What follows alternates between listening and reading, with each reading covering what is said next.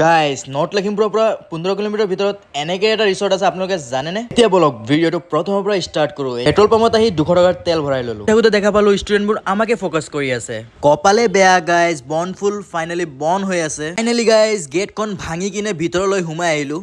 मतलब वो अलग ही लेवल का बंदा था।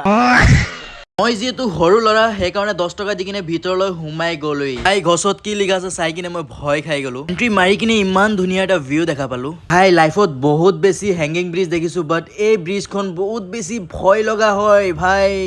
গাইজ পাহাৰৰ পৰা নামি আছো। গাইজ আকৌ পাহাৰত উঠি আছো।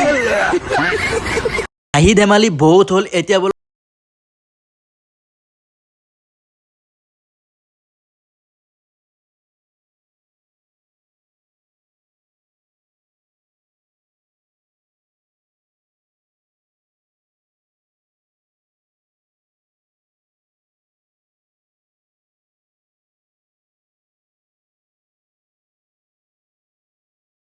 আছিলো বনফুলৰ ভিউখন ইমান ধুনীয়া।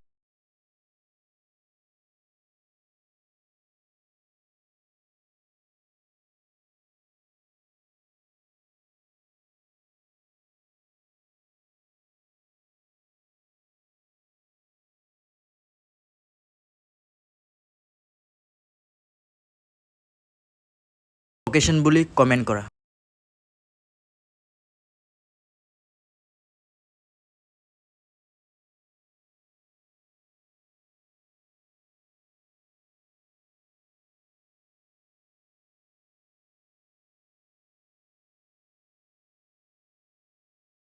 একজেক্ট লোকেশ্যনটো জানিব হ'লে লোকেশ্যন বুলি কমেণ্ট কৰা।